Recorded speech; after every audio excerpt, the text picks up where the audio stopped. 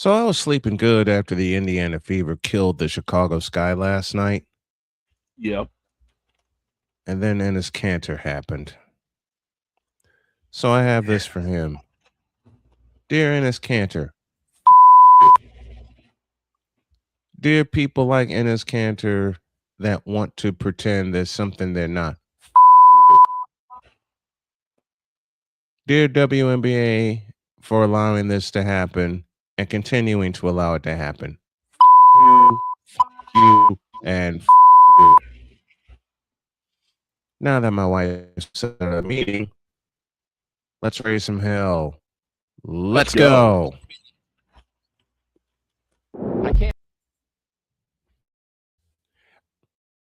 I can't do it. We'll do it live. Do it live.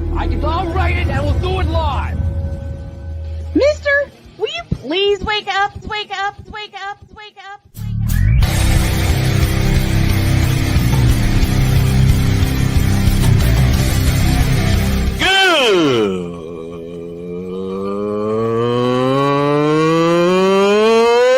Good morning. Snowman here to all you Brock Purdy and San Francisco 49er haters. Shut up. I got to thank you, Shane. I mean, whatever happened to the games where breaking 100 points was, I don't know, unusual?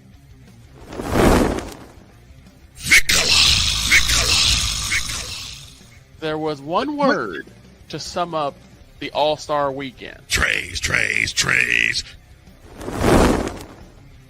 Cause we take this job so serious. Splash Brothers, yes. Ray Allen, replace him with Steve Kerr. Reggie Miller, yeah.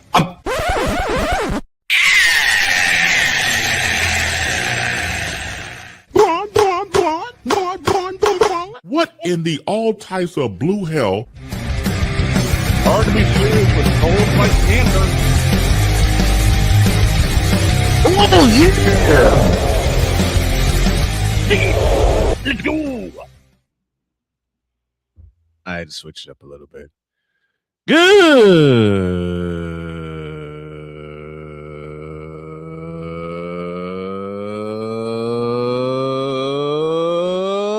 morning and welcome one and all to the Manic Monday edition of Snowman in the Morning. Glad to have you all with us. What in the all types of blue hell, WNBA? We will save all of that for hour two. Trust me. Yeah, and I got a button ready for cancer. I think we all do. I think you got the button ready for it too. I got a few buttons ready this morning, but yeah, but like I said, you know which one I'm aiming for. We'll save all of that. We'll save all that for hour two. To kick off hour one, this piece of news: the legendary Howie Rose is calling it a career as the longtime radio voice of the New York Mets. And there's a Mets fan in tow that wants to pay tribute to kick off the show. Passionate. Come after me. I'm a man. I'm 40. Unflinching. Let's go back to losing. Parking was easier. Unrelenting. They're not going to keep him off the field tonight. Totally. This one has a chance. Dietz.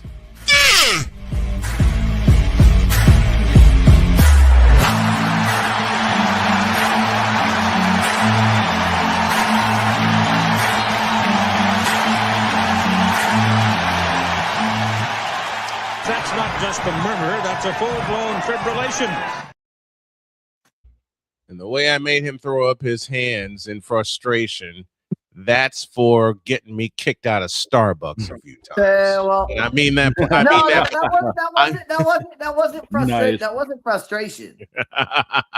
That Frustration. That's not frustration at all. Okay. We'll talk about that again. We'll talk about that in the second hour. But yeah, second hour we'll get to all of that. All you need to know is we can chalk this up. We can just chalk this up to put it in the folder of Dietz was right again. Well, Well, yeah, I mean, that's why we call you Nostradamus. I mean, come on, man. Come on. Dietzstradamus. I That's what called this. I called this Dietz, 3 weeks. I called this 3 weeks ago. You know what, Dietz, to be honest, me, you, Shane, and BGS all talked about this 2.5 years ago when Caitlyn got drafted. You know what BGS says it best. Clothes and drama. And boy, they got a lot of it. We'll save that for hour 2. We'll save that for hour 2. Hour 1, we kick off with a tribute to the great Howie Rose, who is winding up a legendary career as the voice of the New York Mets. And since we have a I don't know how I feel about this. Why? I mean, Howie. Look, Howie's done all he can do. Like, hang it up whenever you want, but Yeah. you're gonna hang it up. You're gonna hang it up on this garbage season. Like, I mean, at least go out. At least if you're going to go out on a winning season. The Mets have it screwed up enough. They're so bad. Howie Rose is like, I'm out. I can't do this anymore. I'm done with this crap. I'm out of here. I mean, that's all I'm saying. Howie, you've seen the Mets go to World Series. You've seen all of this. Like, so there's nothing he hasn't seen outside of calling a New York Mets World Series win, but the Mets are as far from that as you can possibly get. Yeah. But still, like, on this season, on this train wreck, like, this is what you want your last season to be. Like, go out, like, at least go out with some fanfare. At least go out with a bang. Hawk Harrelson called it a career in 2018, and the White Sox had a horrible season. Harry Carey, the late, and I can't believe I'm saying late Harry Carey in 1997 was gone on. Actually, Harry wanted to come back, and he was slated to come back. Unfortunately, health got in the way. Yeah. John Sterling, bless his heart. Sterling. The last season he called for the Yankees, they weren't exactly playoff contenders. No, but he should have called it quits after the World Series. After the World Series run in 24, yeah. Right after the run against the Dodgers, that's when he should have called. Which in essence he did. Actually, he did, because Dave Sims took over the next season. So which they both should have gone. They both should have gone out. Howie should have gone out. Howie should have gone out that year, and I mean, that was the best year the Mets have had in a long time, and that was the best year the Yankees have had. Yeah. Speaking of Howie Rose, Dietz, I made you a promise that I'd find one of his best calls from that playoff run 2 years ago. Well, take a listen to this. No, which one? Now the pitch. Swinging a drive towards the gap in right center. It's pretty deep. It's back near the wall. It's gone. It's gone. Francisco Lindor. He may have just outdone himself. He has hit a grand slam into the Phillies bullpen in right center field. The Mets are leading by a score of 4-1. They were famished for the big hit all night, and Francisco Lindor just provided a feast. That was the series sealing hit in the division series. What I'm looking for right now is the wild card call. I know that's the one you wanted. I didn't get a chance. The Pete Alonso home run. Yep. That's the Alonso Oppo taco against the Brewers. Yeah, I'm finding that right now. There's a lot of good, but we talked about this. I think we talked about it last week. I mean, we've talked about it a bunch on this show. Like, you can hear the passion in Howie Rose, and guess what, sports fans? Howie Rose is a Mets fan. Yep. Howie Rose is a Mets fan. You can hear it in the call. You can hear it in the call of the game about how much of a Mets fan he's been for the 50 some odd years. Yeah. So it's like whenever people say, "Oh, you can't be a fan and you can't call the game," no, fans can call the game, right? You kidding? Fans can call the game correctly. The best example is Paul Allen. Paul Allen. Listen, we love the legendary Paul Allen. Okay, he's been the Vikings play-by-play man. I believe this is year number 24 for him. 24 years, because he called his first game in 2002. And I'll never forget I'll never forget this story that he told.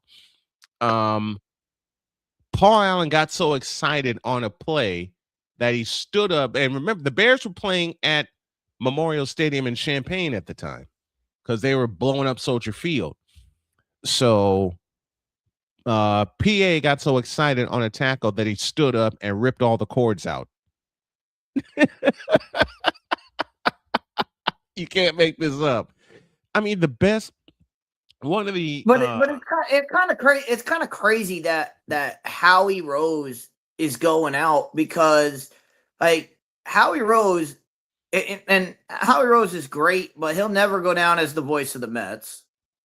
That was Bob Murphy. Bob Murphy was always the voice of the Mets. Murphy called that 86 series, did he not? Oh, for WFAN, absolutely. Yeah, for WFAN. He was absolutely the radio call for the Mets. So Bob Murphy will always be the voice of the Mets. Gary Cohen took over for Bob Murphy when Bob Murphy stepped down, and then Gary Cohen went to SNY, went to television, the Mets television broadcast, and that's when Howie stepped in. So it's like. Well, and it's weird to see Gary Cohen is still going strong. Like, he has no plans to let this go. No. And he's another one. He's another lifelong Mets fan that happens to be the signal caller for the game. He just you need to be the new radio voice of the Mets. I'd love to do the radio voice of the Mets. But they wouldn't want somebody like me just rambling. I'd definitely be a Vince Scully in the booth, just all of a sudden talking about something that's not even close to the game. There's a ground ball, and there's a ground ball to second. By the way, he went to Evansville High School and blah blah blah. Talks about elementary school, like in the middle of a play. It's not even like, this guy's at second base. He did this. No, it's like ground ball hit to second, and he once wore purple socks in third grade. And it's like, wait, what? Where are you getting? So you would be Robert Flores in MLB The Show. Got it. Oh, yeah, absolutely. You know who Dietz would be? Matt Vescursion. Vescursion's good, but Vescursion is from that mold. He learned from Vince. He learned from Vince. Scully. That's why he does. That's why he does all that stuff. But you mentioned, we mentioned clips. There's two clips.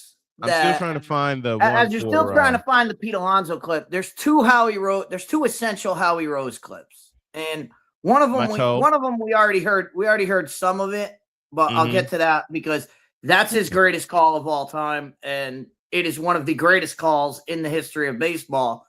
I'll get to that in a second. But the second one I have is the funniest one. The funniest call that he ever has was when Bartolo Colon hit a home run in San Diego.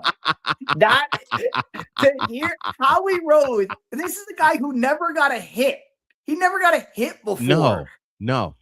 He drops a bomb, and Howie Rose in San Diego absolutely lost it when it went over to. I'll try to find that one. I'll try to find that one also. Wasn't he the one that basically said this is the greatest moment in baseball? Bartolo Colon has gone deep. That was Gary Cohen. Oh, that was Gary Cohen. Yeah, that was Gary Cohen's call. But Howie Rose's call is even more. It's just while we are 15 after the hour, while we are paying tribute to Howie Rose, Dietz, I have a present for you. 3-1 to Alonso. Williams sets. Here's the pitch. Swinging a fly ball to right field. Pretty well hit. Frelick back at the wall. He jumps. It's gone. He did it. He did it. Pete Alonso with the most memorable home run of his career. pumps his fist as he rounds second. It's a 3-run homer. He's given the Mets a 3-2 lead. They all pour out of the dugout. Alonso on his way to home plate. They're waiting for him. He hits the plate. He is first congratulated by Nimmo, hugged by Lindor. There are a dozen Mets waiting for him outside the dugout. Pete Alonso keeps this fairy tale season going with the fairy tale swing of his career. 3-2 New York. We're paying tribute to that is passion. You cannot fake that. No, You can't teach it Cannot either. fake that. you know Can't what's teach it fun? either. You know what's funny? When they were flying out of Milwaukee and headed back to New York before they go to Philadelphia for the division series, they played that on the team plane, and they gave him a standing ovation for it. Howie, Absolutely. bless his heart, Howie was just so humble. And there's a shorts of it. It's called Mets Relive Alonso's Magic at 30,000 feet.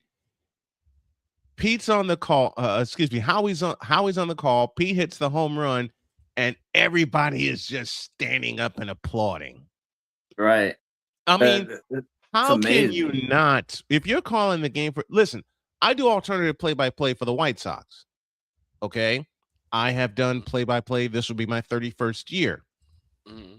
Victor, you've been around me for 25 of those years. How many times have I been made fun of for having passion for the school? Oh my God. That's like a secondary thing. Every time. It's like, why is he so shy? You don't see what we're that doing. being said, Right, the right. passion, as we've talked about, the passion is why I said Howie Rose will forever be known for calling the greatest home run in the history of home runs. Bartolo Colon's home run. No, not Bartolo's home run. I'm talking about the actual greatest home run ever hit, and the most important home run that's ever been hit in the history of baseball. And that was 2001 Piazza in Shea Stadium. The first game in New York after 9/11, and you can hear the whole part of this clip that anybody could hear is you can hear the ballpark is dead silent, Right. dead quiet. Nobody's cheering. Nobody is doing anything. Right. And the Mets are losing, and Piazza, the ball Cranks hits one. the bat, and the crack of the bat, you knew it was gone. Yep. You did. You knew that ball was never going to come back. It probably still hasn't landed to this day. Nope. And it ain't gonna land. Moonshot. And you hear the explosion, and when you see it on the Fox broadcast that they had on, you can see the stadium shake. Shake, yes. The camera Shea shake Stadium. from Shea how Stadium. from the explosion of that crowd. Mhm. But then you get Howie Rose's call of this one has a chance. Yes. I'm sitting there going, which is why our master of ceremonies, the EP of all EPs, Cole Johnson, put that in your intro. right. He put that in. He calls it. He hits the ball. Piazza hits the ball. The crack of the bat. Everybody goes nuts. And you hear Howie Rose back to the wall. This one has a chance. And I'm like, this one. What does it have a chance of? It has a chance of never coming down. That ball is crushed. That ball is crushed. That ball was blasted. And again, that home run, and you can see it. Even the Braves pitcher that gave up the lead. He turned. He it just was the 8th inning, and that pitcher that gave up the home run. Even he was like, "I got to tip my cap to him." Like, Yep. There's nothing. Yeah. Nothing. The Braves were like cheering that it happened. Like, that's why I say it's the greatest home run, because everyone involved is like, that should have happened. Like that was scripted to happen. That's how needed to happen. Yep. That whole Oh. what is wrong, Victor? I just searched for the clip that Dietz is talking about. Oh yeah, Oh my Piazza's home run. God, That was crack of blasted. the bat. That was blasted. Steve I Parasay mean- gave up that home run. I don't think I've ever heard a crack that clean, and it's like, oh no, that is gone. That's on the moon. They And, went and got, and you can hear it so well because the crowd is absolutely dead quiet. It's dead And silent. you Yeah. understand why it's dead quiet because half the crowd is 9/11 victim, is Right. victim Yeah. family from 9/11, and the Mets are losing, and it's everything just hurts in New York. everything about that everything- moment. And this was the first moment that they got to cheer. I remember that when they did the documentary on it, and they had the woman there who her husband was a firefighter and he passed away trying to save lives, and she had her sons with her at the game. Mhm. And I'm tearing up now just telling this story. She said in the interview, when they interviewed her after, and they said, what was it like in that stadium? And she said, that was the first time I had seen my kids smile in a week. Oh yeah. And it's that kind of it's that kind of thing. And and again, back to the passion, you hear that in Howie Rose's call. Yeah. That's why I say it's so amazing the way he did it. And the way he The called best announcers Mhm. have the passion for not just their team, but for the game. And they all have basically carved a moment for them that you're like, that's their moment. The first, Yep. now y'all know the first announcer who did it for me, Jim Durham.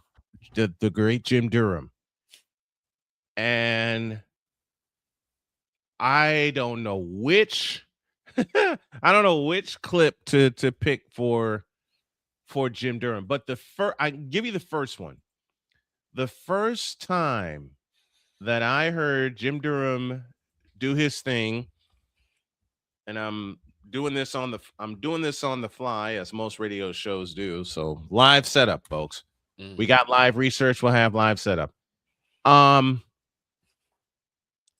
20th, 1986. Shane, you know that date very well. Inside the Garden. Yep, I remember. I mean, you have the greatest team ever assembled in the NBA, in NBA history. And Dietz, I hate you for pointing that out, but facts are facts. Okay. No. Let me say this to Dietz. It's I not hate even it as a close. fan.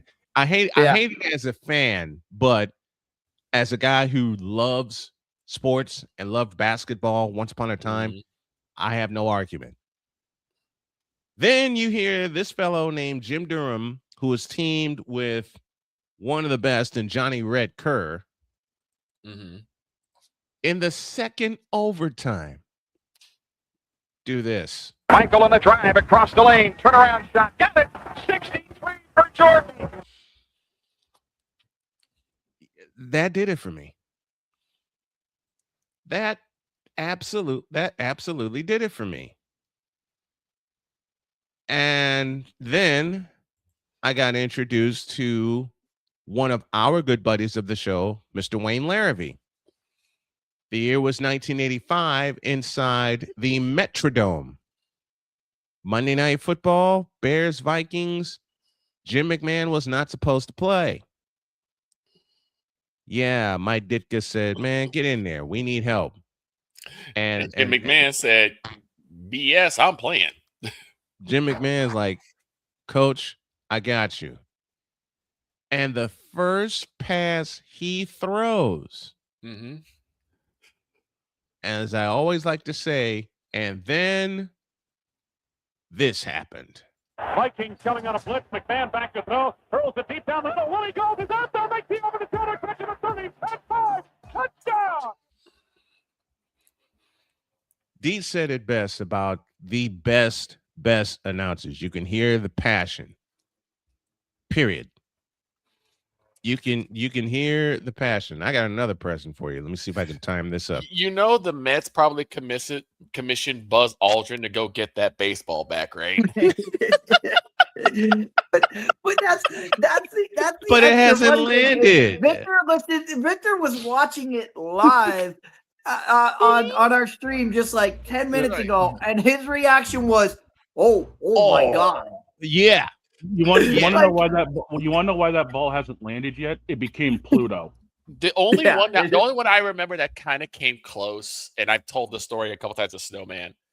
We're doing a travel ball public address, and the Bridgeport Bombers, a team I loved calling, they came in, and this is gentle giant of a kid named Jack Gregas. They call him the Hammer.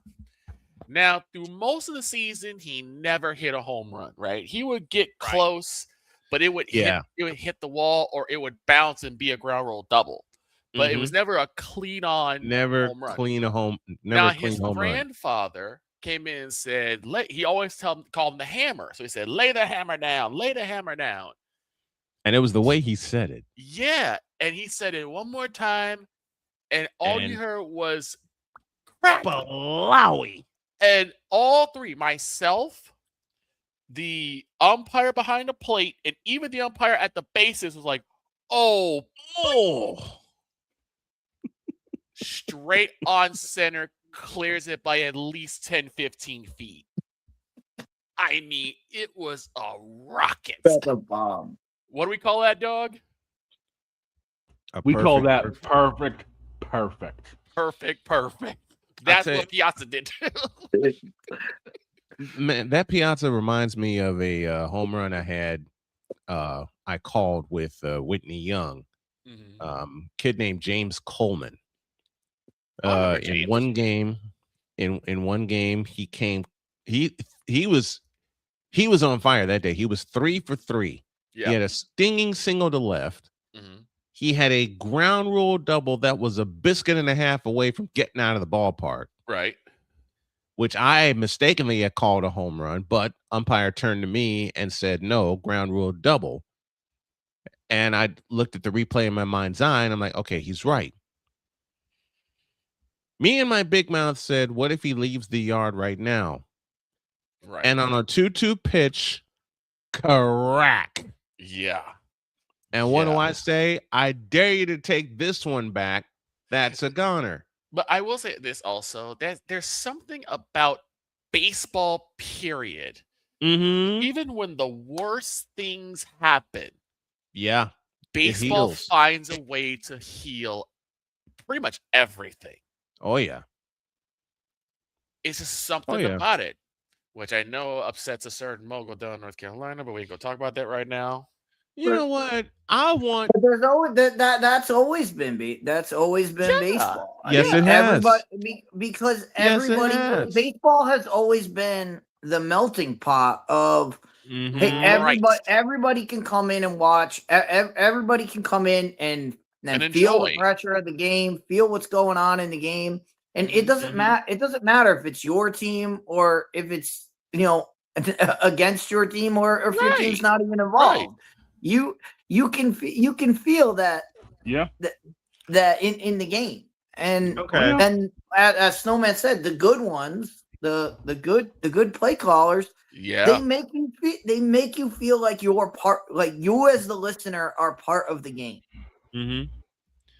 Joe Buck, anybody? Dan Orsillo, or Don Orsillo, I should say. Don Orsillo, Jeff Joniak, Jeff Joniak with the Bears.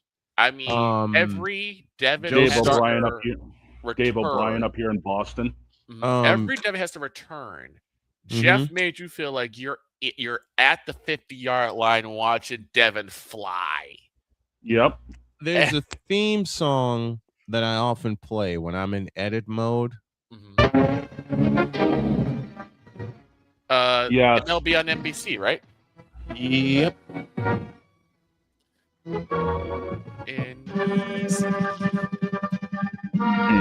NBC. Those three notes.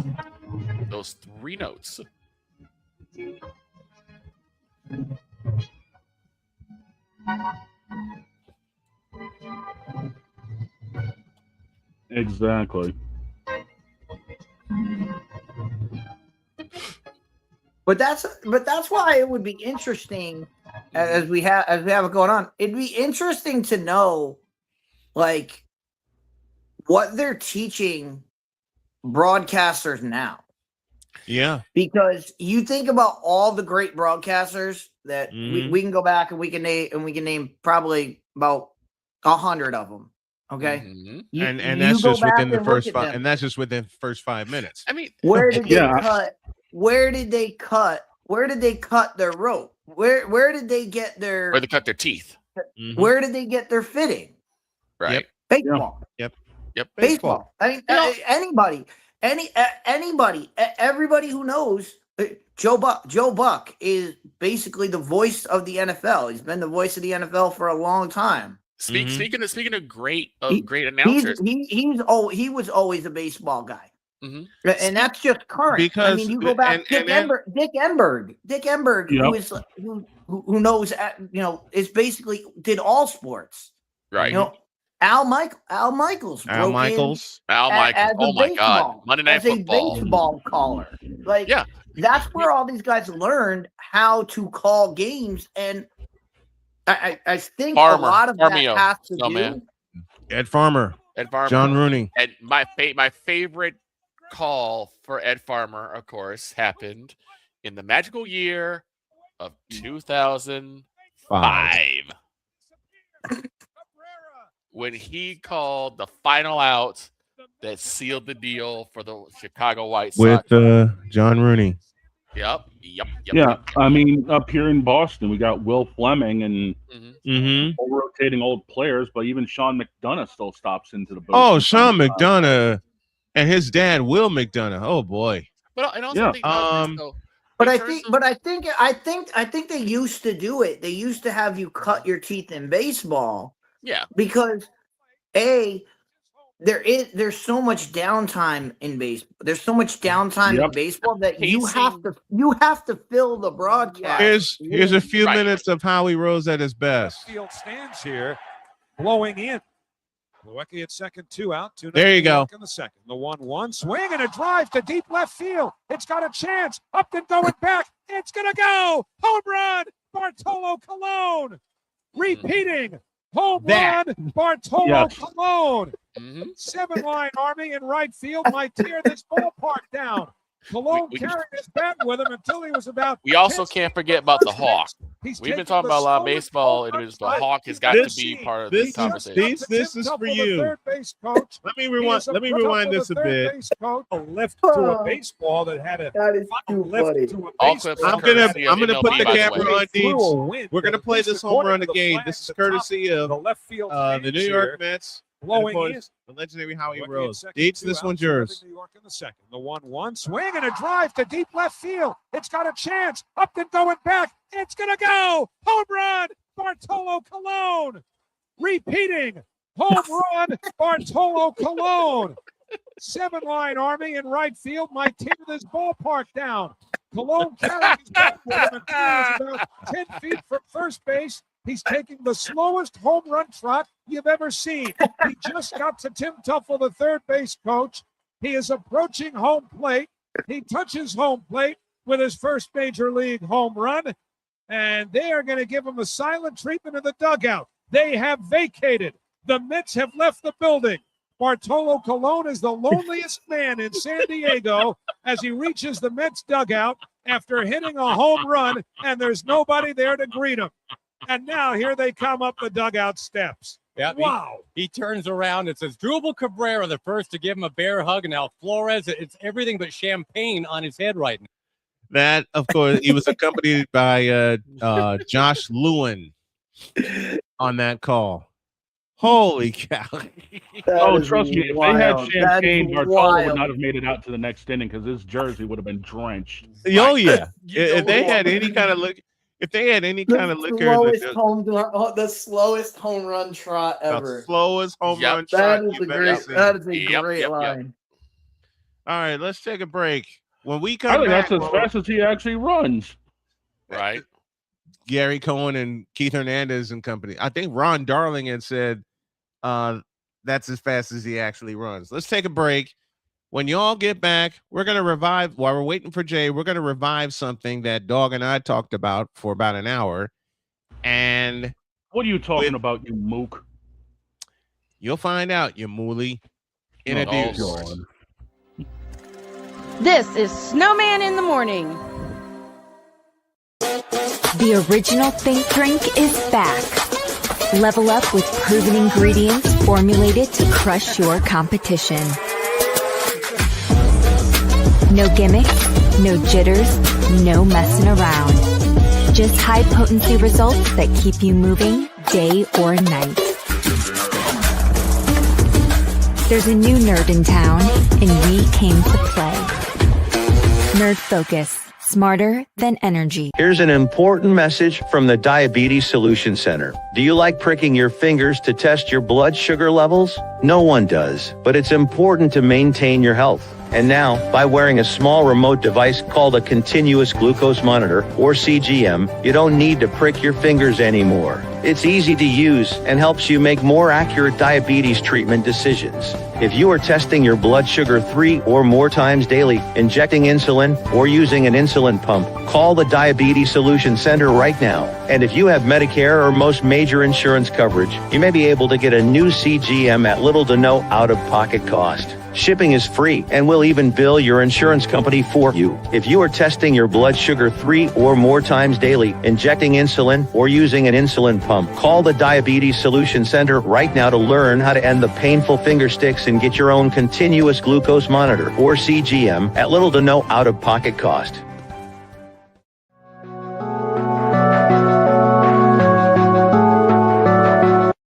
I want to do a TED Talk, but I don't have anything to talk about yet. I'm getting there. Life is for the living. We're not here that long. You can learn anything you want to learn without any money spent. What do I really enjoy? What do I really want out of life? I am your host, WIZE. Are you in a life holding pattern? Well, this is for you. Welcome to the Stuck in My Mind podcast. Live every Monday, Tuesday, and Wednesday at 4 p.m. Central.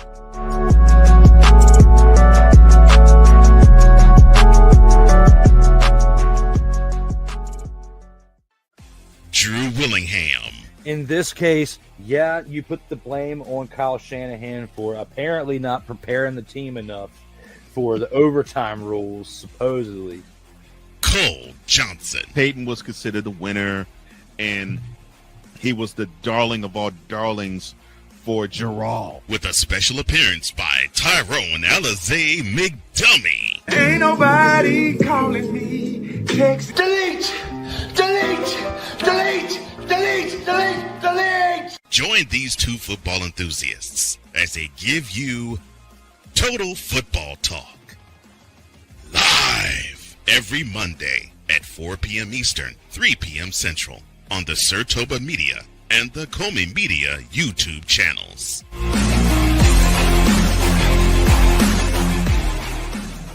Cause we take this job so serious. I'm sorry, what are these things called? Spices? Spices, thank you. My brain went bleh. What in the all types of blue hell? This is Snowman in the Morning.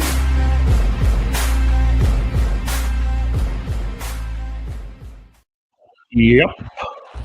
39 after the hour. Apologies to our guest. We're going to give him his full allotted time, and here he is.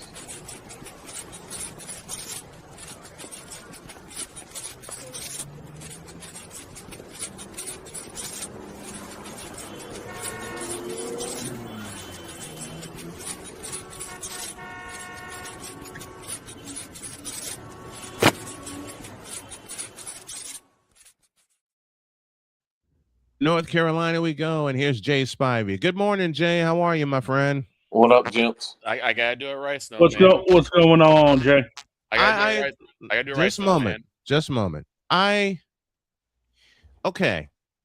Jay, you have often warned me, and I'm just gonna go ahead and say it, about Tobacco Road Sports Radio. Which should change its name immediately because it doesn't fit anymore anyway. No, it doesn't. It doesn't. That's I never revealed the network where my show was on before. That's the network where my show was on before, and I was getting robbed on a daily, weekly, and monthly basis. One night, my crazy butt decided to listen to a football game called by you-know-who. Oh, boy. Oh. Bad idea. Yeah. Dope. Bad idea. Bad idea. A lot of we, us, and ours. That's Taco Bell and chocolate milk. Bad idea. Listen, No. God. No. That's No. I did that out of my head. I did that to get myself somewhat. Victor, I'm gonna sock you for that. All I have to say is the words of a popular YouTuber. I want my 3 hours back. Yeah, I'm gonna say it correctly. From North Carolina, Jay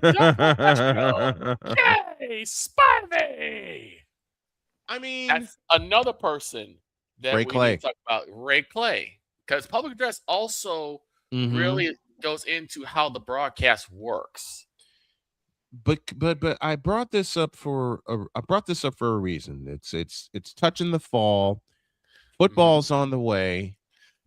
Yes, it is. I believe they've already started in North Carolina because they've already started here in Indiana. We just started Friday night, this past Friday. This past Friday. Actually, take that back. It was supposed to start Friday, but because of rain, they moved it up to Thursday. Moved to Thursday. Okay. I want my 3 hours back. I didn't watch, so I don't know what you're talking about. You don't want to. You don't want to listen either. And his team, quote unquote, won. Did they really? This was boring. God awful. Oh, a lot of wheels. The broadcast. Never mind. Where he inserts himself on the team somehow. Is it with a uniform? Yes. Wait, what? Wait, time out. What happened? You heard I can't what stand it when announcers say we, us, and our. You're not on the team. I don't care what network you're on. You're not on the team. Scott Howard's on the team. Scott Howard's definitely on the team. And Larry Munson was for many years. That's the exception to the rule. They're like grandfathered in. If you listen to the Dog Radio Network, Larry Munson and Scott Howard. Larry Munson and Scott Howard were grandfathered in. Listen, listen. If Vin Scully wasn't a part of the Dodgers, nobody was a part of any team. True. That's fair. True. I'll give you that. That's fair. I just love that dog. I got so into that Dog's radio Same call. Here. You're not wearing a uniform. It is so unique. It is so different from every and anybody that tries to copy it, they just do it terribly. Like and they look like fools when they do it. It backfires bad. Well, here's why I brought it up, and I want my 20 minutes back from looking over this what you like to think is a website. I want my 20 minutes back because there are media players on here that ain't working. Wait, what? You heard what I said. No, and Jay, you know what I'm talking about. There are media players on here for the different networks within a network. Only one person has done that successfully, and you're looking at him. Right. But you're not on every show of your network. No, I don't need to be. I am the executive. I am the CEO, the lead voice, and the executive producer. Hold on, Snowman. I seriously did not hear what you said. That's what I'm trying to say. Repeat yourself. There are media players on here. 1, 2, 3 different high school sports networks. Oh no. Oh, there's actually more than that. But he's just. I know. I'm just looking at the 3 here. That ain't working. That's not good. That's a problem. I mean, I could understand. I could understand that it's because of the service that they're using, but wouldn't that's it be no excuse because site management is site management. But wouldn't it be good? But wouldn't it be good since you're wooing a school right. to your network to put a little thing up we like to call, what is the word I'm looking for? Archives? Archives. I don't understand why these schools that already have him under their belt, so to speak, have allowed him to do this, because he's not really offering them anything. He's not. You see an ad and you might hear an ad. Okay? Jay, answer this question for me. When I was down in North Carolina and I was on his network and he needed ads voice. Yeah. Who do you think did it? You did. You? Yep. 4 of them. 4 of them. And as I've told this story before, I only got paid for 1 of them. How about I was asked to do 4 ACC basketball preview stories and didn't get paid for 1 of them. Yeah. Not one. That's wild. That is wild. That's insane. Oh, there's more. There's more. There's more. I've heard him do a game before. That's bad. And I still want those 3 hours back.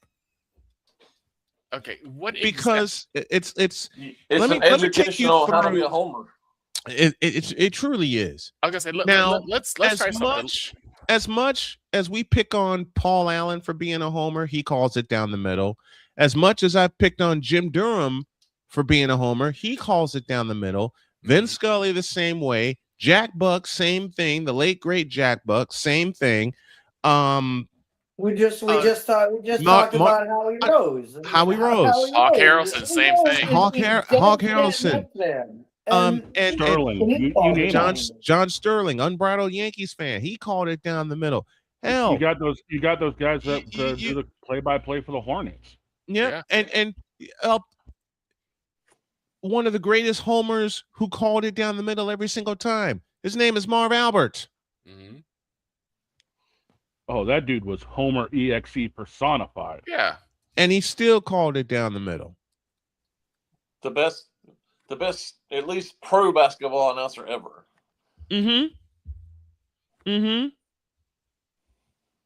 Why do these young, and Dietz, you posed the question earlier in the show. I am interested to see how these announcers today cut their teeth in the industry. I don't think they do. They don't. They all go to YouTube. Right. That's exactly what happened. Exactly. I don't think they do. That's exactly because YouTube is an open platform. But they're all sports. They're all sports specific, and that's what the industry is going to. And you can correct me if I'm wrong, but you don't see the multiple sports announcer anymore. You see this guy does football, this guy does basketball, this guy. You don't see the baseball guy going over and doing football, and you don't see that. I have called 7 different sports in my 31-year career, almost 31-year career. 7. Still waiting for you to call curling. I've done 5. Still waiting for someone to call curling. You don't want that. How many sports does he not cover on his network? Well, I know he doesn't cover baseball. He doesn't cover baseball. I know that much. Well, at least high school wise, he doesn't. There's really only 2 sports he covers, and that's football and boys basketball. Football and boys basketball. That's it. Ignores the girls. Oh, that's not good. Allie would like to have a conversation with him now. I'd like to have a conversation with him. As a man who has called 3 state championships in girls basketball, 3 in boys basketball, one set in Illinois, 1 in Indiana. As a man who has called a softball state championship on 2 occasions, plenty of softball city championships that would be played at UIC. Man, how can you ignore girls basketball? Well, to borrow a phrase from him, oh no, I guess his listeners don't care about girls basketball. Which is a lie. Yeah, very much. Dolomite, which is a lie. Hey, Dolomite. Where Dolomite at? Oh yeah, thank you. Set it up right. What? Nobody cares about girls basketball? Bitch, are you for real? Exactly. I don't understand. I've called. He's successful. I don't get it. Victor's hung out with me. I've called 3 girls state title games. 3. Yes. Yeah, you want to tell me they're not excited for it? All we had was a full house. About 5 or 6 years ago, Mm-hmm. the high school he covers the most, which he went to high school, where he actually went to high school, Mm-hmm. had a really, really, really good softball team. Mm-hmm. Their pitcher, Kirsten Deal, was the #1 recruit in America, and she ended up going to Oklahoma. Yeah. There was a young he lady. did not cover a single one of their games until the state championship. There was a young lady named Alexis. I can't remember her last name. She played in the 9U tournament in Ho Chunk one time. Mm-hmm. When I tell you that was SRO, and I found out why. This young lady had a curveball that literally stood midair and then fell off the table. She struck out 7 batters the exact same way. She was so good, and so many people wanted to see her play because you didn't see a lot of girls play travel baseball. Right. So to say that, oh, no one cares about girls playing baseball or girls playing sports in general, again, you go back to Dolomite. Bitch, are you for real? Hey, Jay. Why doesn't he cover high school baseball and softball? He doesn't want. I'll answer that question for you. He doesn't want to. Exactly, because he doesn't care. The year, and Dietz, you're going to get such a kick out of this. The year that I associated with him, the year plus I associated with him, I did the first basketball game I ever did, the very first one, which was it was a pre-high school boys basketball season tournament style thing. It's a league. It's a blue chip basketball league. Mm-hmm. Do you know this man listened to my broadcast and then showered me with compliments? And he said, I'm not making Jay, I am not making this up. He said to me face to face, quote, "Now that's how you call a basketball game." Close quote. I am not kidding. He said that to me. He said that to me, and he also, and I'm going to make Jay laugh. He also backed it up with this quote. "Maybe I need to learn from you." Close quote. And apparently he didn't do that either. Hey, Jay, speaking of sports and events that nobody wants to watch and nobody cares about, how come you're not in Ireland? Fair enough. Fair enough. Well, so man, I told you this yesterday. Yep. I texted you this yesterday. Mm-hmm. I have a real good friend who's about, 12, 15 years older than I am. Mm-hmm. No, I take that back. He's actually about 20 years older. I take that back. Mm-hmm. Who is a Carolina grad. Okay. Yep. And is one of the people who, for some stupid reason, the year that Carolina lost to Kansas in the national championship, said that they didn't care because they beat Duke in the Final Four. I remember this, which I still don't get. Now, he told me this yesterday. Okay. Said that nobody cares about. Now, he's a Carolina grad. Yes. Right? Yes, he is. Told me that nobody cares about Carolina football. Nobody cares. Nobody cares about Carolina football. Hey, what's a good idea? Send them to Ireland to play TCU. Wait a minute. Nobody cares about Carolina football, even with Chapel Bill now running the team. He will only care when the round ball comes out, which he's already started talking about. It's the truth. In August. I'm starting to wonder if certain Carolina grads also graduate from the I Promise school, because this is the dumbest thing I've ever heard. I promise. No. Associated with I got stupid you university. beat. I got you beat.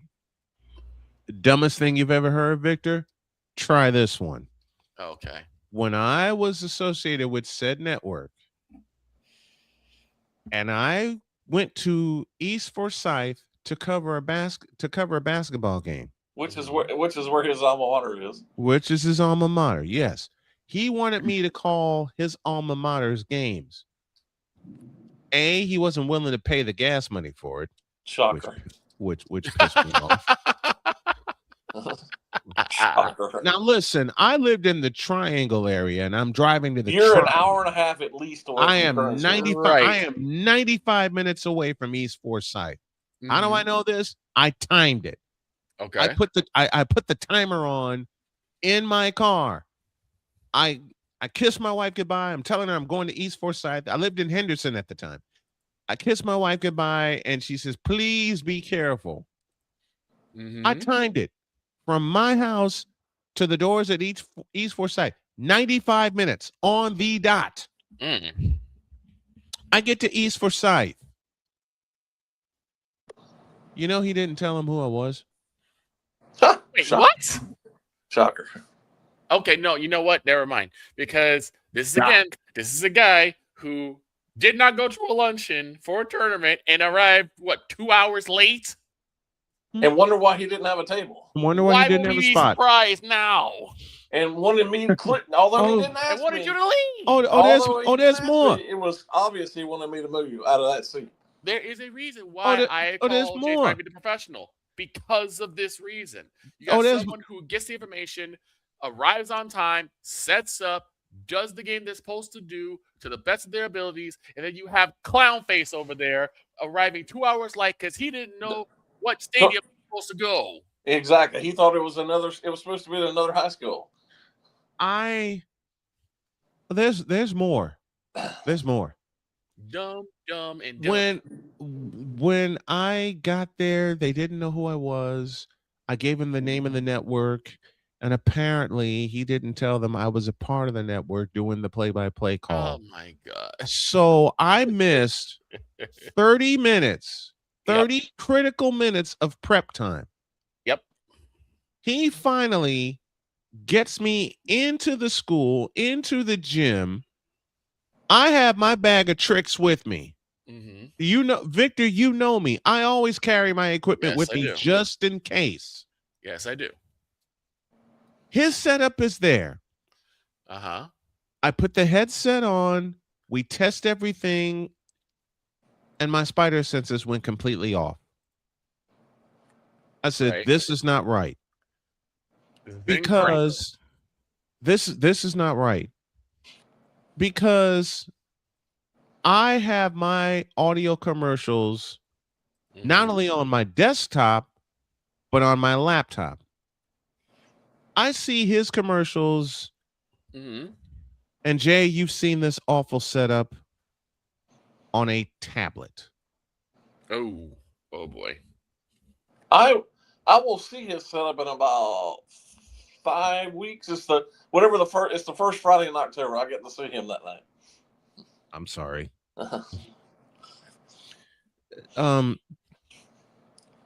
His audio commercials are on a tablet, and half the doggone time the tablet didn't work. Oh boy.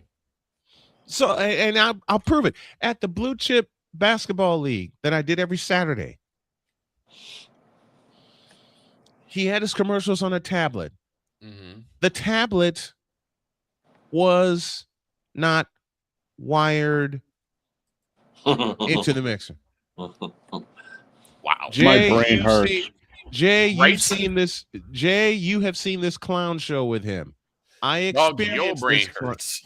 Your brain hurts. Well, Dog's brain hurts. My brain hurts. Dietz is no selling it, but I'm pretty sure his brain hurts too. You mean talking about the Hornets? Dietz is pulling a Hogan. Talking about the Hornets all year is not enough for you? Here's what. Okay, the first game in that Blue Chip. No. Change that. The first playoff game in that Blue Chip League that I did every Saturday morning When I told my wife about it, I was so excited because it gave me a chance immediately being down in North Carolina to get situated, get my full-time job going, and then start building on what I do. Right. And then that happened. I even the playoff game I did, his commercials were on this. First of all, what is wrong with this picture? His commercials were on a tablet. What is wrong with this picture? Well, tablets are very, very finicky. You're talking to someone who had one of the first set of Kindles. When the tablet was not wired and Dietz just walked off, this is how bad he feels. He pulled Notre Dame. That's it. I quit. He pulled a Notre Dame and said, I quit. I do want to ask Jay a question. The thing was not wired into the mixer correctly. Why, you ask? He used the wrong wire. I do want to ask a question. We're talking about Mr. Media there. That's what he calls himself. The media mogul. Yes. I do want to ask Mr. Spivey a question. Go for I it. just said it earlier. Go for it. There's something about baseball Mm-hmm. that just, for some reason, no matter how bad situations are, it seems to just have a healing effect. We just talked about Mike Piazza's home run, the moonshot, right after 9/11. Mm-hmm. You would think it not only changed the way people looked at baseball, but it had people kind of change in terms of living after that happened. Mm-hmm. Yeah. There's something about baseball that just it brings people together. It heals wounds that you don't really think could be healed. Yep. So I go back to this. Why does our favorite media mogul, is he baseball phobic or something? And he's just afraid of a baseball? He just doesn't understand it. I can answer that one. He just doesn't understand baseball. Go ahead, Jay. I grew up watching baseball a lot, but it just became boring to me. I don't like it anymore. Listen, when I hear that from my bride, I can get it. I can dig it. Okay. That's also because she's not a sports nerd like I. From Jody and my children, I can understand that. From a fellow who said, I can't believe I'm going to repeat this aloud. He said he knows how to work in sports media. Well, I'm not kidding. Snowman, you just made a very important and critical distinction. You just said Jody is not a sports nerd like you are. There are certain sports she likes, certain sports she doesn't like. Yeah, she's a football person. He's going with the ESPN model where although they've got baseball on, they don't use it. In terms of their sports talk shows, they don't talk about it other than PTI. Right. When you are in sports media, you have to. Yeah, you look. Jay brings up a great point. You look at their lineup. It's College Football Live, NFL Live, and NBA I'm not even talking Today. about those. I'm talking about the debate shows. I'm talking strictly about the First debate Take shows. and First Take PTI. I'm just talking about their overall shows. I mean, those are their 3 shows they do every day. You don't see MLB Tonight on. You don't see MLB Tonight on there. You don't see. When we're growing up. I mean, but when Baseball Tonight was on every night, it was an event. That's what I'm saying. Baseball Tonight was on every night. Every night at 10 o'clock. Every night at 10 o'clock. You could count on it.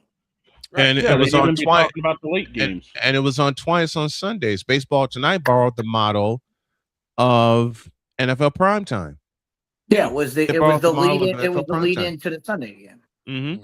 NFL Primetime was the lead into the Sunday game. Baseball Tonight led into the Sunday Night Baseball game, and then wrapped it up after. Which, by the way, last night was Carl Ravage's last show on ESPN. Yep. Really? Yeah. Yep. He was part of the wave that got Ryan Clark out of there. It was officially announced last night. I mean, although everybody knew it, but nobody knew when his last game was going to be. But it was last night.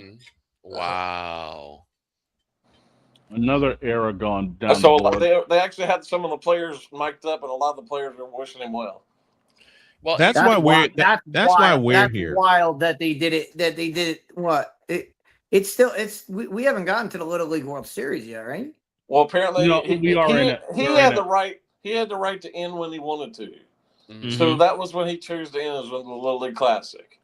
Yeah, because they were playing it in the same Williamsport. park. Yeah, they were playing in Williamsport. Crazy. Well, we're deep in the Little League World Series now. They're what 4 or 5 days into it now. Yep. Yeah, they're looking at final eliminations because I think this is the last week of it. Yeah, Sunday's the championship.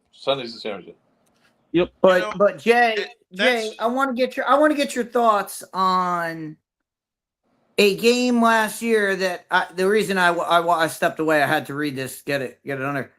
A game that ended 48-14. Oh. They decided, hey, let's get that game and put it in Ireland and kick off the college football. It was already season. decided. It was already determined last summer before that first game was even played to play in Ireland. Mm-hmm. That is wild to start the game. That I mean, Snowman knows this because he was going to call the game, and the game was 21-0 before you even blinked. Yeah, I'll tell you exactly what happened. I generally write on Monday nights. That's my deadline. Yeah. And I finished right before the game started. Mm-hmm. Okay. And I went to get a burger because it was Labor Day night. Yep. Went to go get a burger and came back. And the place was right down the street from where I was. Mm-hmm. Came back. By the time I got there, it was like you said, it was already 21-0. Wow. Oh my! That weekend, I did Texas, Ohio State. Dietz sat in for me and did Clemson, LSU. Mm-hmm. And then I did a late night game. Sunday, I said I'm going to lock in and call North Carolina and TCU. I gotta ask this question. That was no, actually Carolina. Yeah, that was Monday. It was on Monday night. Monday night. Thank you. It was Monday night. I beg your pardon. It was Monday night. Thank you. I gotta ask. Sunday you did the fever game. I did. I did the fever game Sunday. Monday, I was gonna lock in and do TCU and North Carolina. And I was in here getting prepared. And my bride came by and said, "Why are you doing that? Come to bed." She walked into the bedroom and I said, "Screw it. I'm coming to bed." By the time I climbed in bed, it was 14-0. Are we surprised? I gotta ask this question. If the Charlotte Hornets this year reach the finals of the NBA Cup, do you think our mogul will make an all-day event? He thinks that's a big deal. It's the dumbest thing I've ever heard of. To have an in-season tournament in any sport. He's going to have like a full-on power-on pregame, the game itself, and God forbid if the Hornets win the NBA Cup, it's going to be a madhouse. I feel sorry for anyone who actually tunes in, but that's what I think is going to happen. You know something? I hate the NBA Cup. Everyone does. I absolutely abhor the NBA Cup. It's the greatest. You know why they do it? Not for money. They do it because it's in the middle of football season. Well, it's for money, but B, it's a copycat of soccer. European. It's a copycat of a European tradition. Yep. That Europeans care more about their in-season tournament than they do about the Champions League season. Right? Yeah. But that's been established. That is something that they have done for years. Right. And the NBA said, "Oh, let's do that." And no one cares. No one cares over here. Yeah. Okay. Give me this camera. It's a matter of it's the biggest participation trophy that we've seen on this side of it's the truth. Earth. It is. I mean, we ought to just rename it the LeBron James Cup, to be honest with you. It's the other issue that with the NBA Cup, nobody knows what the hell is going on. Right, Like, that's true. This game is an NBA. Like, it's going on while the regular season is going on. And it's like, this game is part of the NBA Cup, but this game is not. It's not right.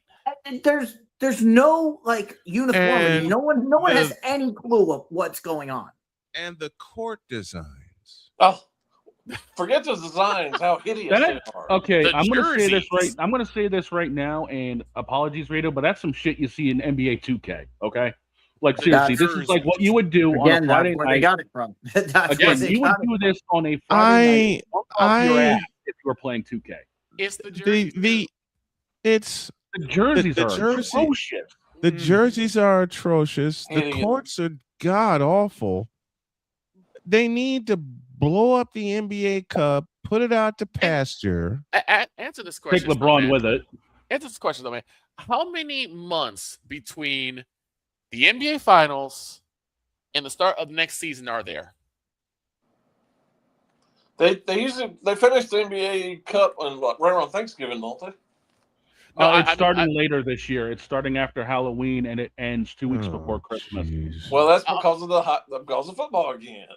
Mm-hmm. So nobody watches the NBA until Christmas, really. So from the end of the NBA Finals, when they crown the champion, to the start of the next season, how many months is that? About four. Like 4 4 okay. months. 4 months. So Yeah. in 4 months, yeah, roughly.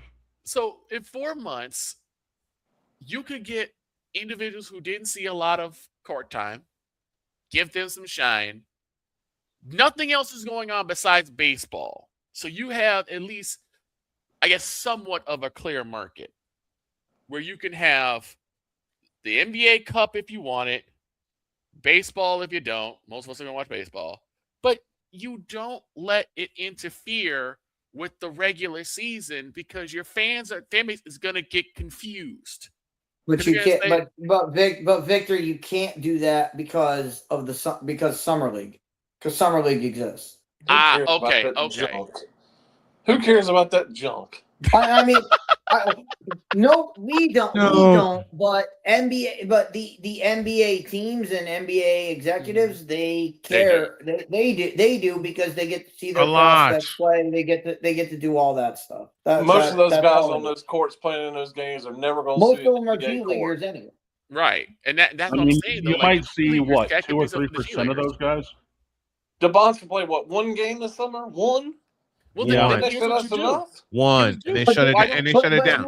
But you also know why you can't. I mean, you can't do that because I mean we talk about this with Allie all the time. Collect the CBA would never allow that. Probably. But it would never allow you to put it in a time when they're supposed to be when those athletes are supposed to be off. That's why they have to put it in season because it has to follow the CBA. Well, One the moment. CBA needs to go to hell. That's what it needs. Oh my guys, Daniel Lawson, X1U. Happy birthday, Daniel. Today. Happy birthday, Daniel. Happy birthday, Daniel. But so then, I guess I don't think you could do this, but could you combine the No. NCAA tournament with the No. Summer League so that would No. It's all No. for money. It's all for money. No. It's all for money and it's all for ratings, and we all know the ratings are in the crapper. There are no ratings. Nobody cares until Christmas, and even now that the NFL's on Christmas, nobody cares about Christmas either. No. Yeah, that's the big issue, and Jay's right. Nobody cares about basketball until Christmas. Nobody cares about it up until then, and you can't run an in-season tournament after Christmas because everybody's making they're getting ready for their All-Star break. They're getting ready for basically playoff pushes. Right. So you can't be just doing an in-season tournament like all of a sudden. The only time it would actually work is if it opened the season. Yeah. Look at the games that but again, it's like Jay said, nobody cares. Nobody's going to care about it because it's the opening season and it's before Christmas. Right. And the fact that it's going up against football, and when football is both college and pro, is currently whooping everybody's tail. Well, look, the NBA just announced their Christmas schedule a couple weeks ago. Yep. Oh, no. You could argue that their best game is at noon. And I say it's because the NFL doesn't start until 1 o'clock. Right. I mean, you're not wrong. Not wrong at all. Of the 5 NBA games that day, the best game is probably at noon. Right. I'm a Celtics fan, and I'm saying the Knicks are playing at noon. I'm a Celtics fan, and I'm saying you're not wrong. Okay, that says everything. Yeah. Exactly. I mean, they dropped the ball. They dropped the ball big time because if you're going to be on Christmas Day, why not 76ers at Boston? and I'm not saying that because I'm not just saying that because I'm a Celtics fan. I'm not just saying that because I'm a Celtics fan. I am saying for the drama of LeBron James in a Philadelphia 76ers jersey walking into Boston Garden, that is TV. That is after all the mess right there. But we got the Brick going to LA that night. The Brick's playing in LA that night.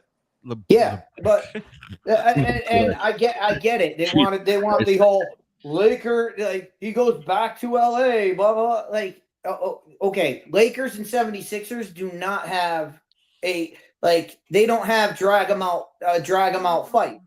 Right. Celtics and 76ers. There is no one. I said this on this channel. There is no one the Boston Garden hates more than the Philadelphia 76ers. And there is no one Boston Garden hates more than LeBron James. It is cinematic gold to put that on your biggest stage. So here's the question: who gets the most heat when their game starts? LeBron James or Lane Kiffin? Who cares? Yes. September. Circle your calendar for September 19th. Okay. LSU at Ole Miss. Yep. Game day will be there. And watch what happens to Mr. Kiffin. Oh my God! Wait, Lane Kiffin returns to the Grove. Game day is going to be in Mississippi. Game day is already announced, but well before. They better be ready. Those editors better be ready. Those signs are going to be flying. Oh yeah. Yeah, you just reminded me of something. Before we do get out of here, what about the thoughts of Daquan White? Oh my God! Wait, what? He's coming back. Daquan White has been waived by. I don't understand the story. I've got to research this a lot more. Well, he's I'll give you the sports. Legit, Jay, go ahead. Well, now that they've come down with this dumb ruling, he's eligible to play in college football again. Even though literally as of yesterday afternoon, he was on an NFL team. He was officially waived today.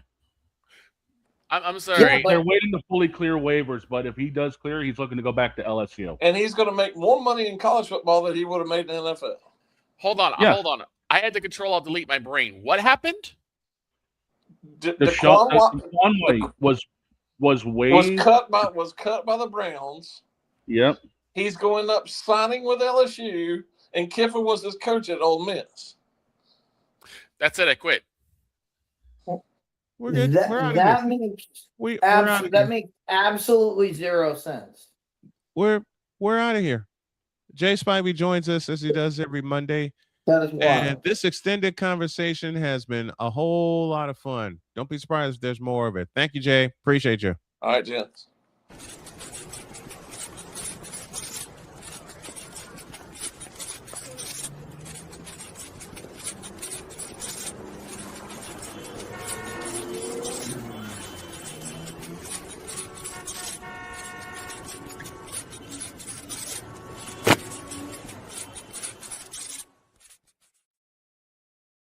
I don't understand. We didn't even get a chance to talk about the fact that Deshaun Watson's been named starting quarterback. Yeah, we talked about that. I think we talked about that a couple weeks ago. Well, now it's official. He is QB1. Yeah, like I said, there's no way you're going to pay him $20 million a year. He doesn't start. To sit the bench. By the way, over under on how many games he plays before he gets hurt again. I'm setting it at 4. Yes. Yeah, the answer is yes. Victor, before we go to break, let me tease. Victor, you weren't here on Friday. Oh, yes, I was at the office. I had a I had a Caleb Williams shut your mouth moment with the lovely Deb Whitkiss. Oh no! Why? Why'd you poke the bear? Oh, you'll find out when we come back. Okay. We ain't coming back. What do you mean? Okay. I So I can tell this story. Go ahead. All right. Say it. All right, my Victor. God. So we were talking about the NFC East on Friday. Yes. Because we had Deb on. Mm-hmm.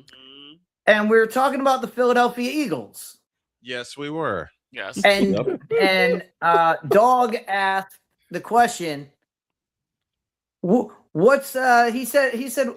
Can Philadelphia's defense hold up? Okay. Damn you, dog. And Deb took a moment to think because it was Deb got asked the question and she took a moment to think. Mm-hmm. So in between the moment of her thought, I said, "Snowman, you want to hit it?" Quote. Open it, Snowman. Whoa. Open it. I'll just voice it. Quote. I said, "Well, they'll be okay as long as they don't spit on anybody." No. Close quote. Ow. I think on that note, where the hell are we supposed to go from here? Goodbye. I quit. I'm done. Goodbye. We had We had another 90 minutes planned. Yes, we do. We do. But- we still got more. We still got more to do. We'll Do do it we all really tomorrow. want to talk about Ennis Cantor's BS? No. Yeah, we were supposed to. no. Yeah, we were supposed to talk about No. Ennis Cantor We're and holding the fact that I was right. We're leading off tomorrow's show with that. Why? Did that conversation break your brain that much?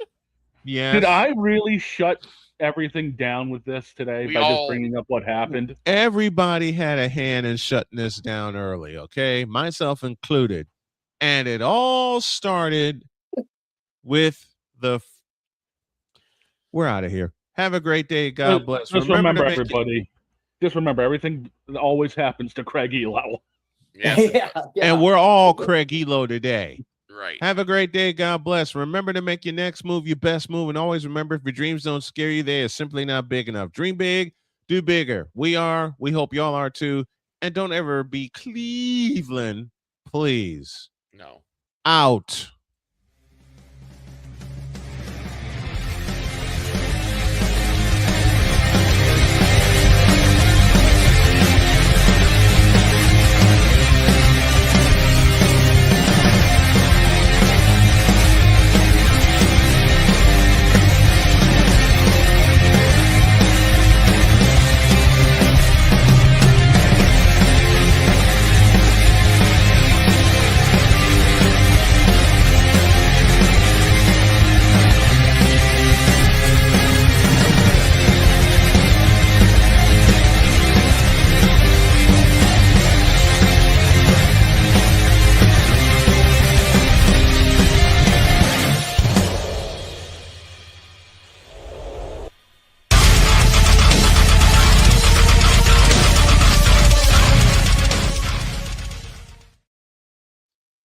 To every member of my crew, and I say this playfully, we're going to fight.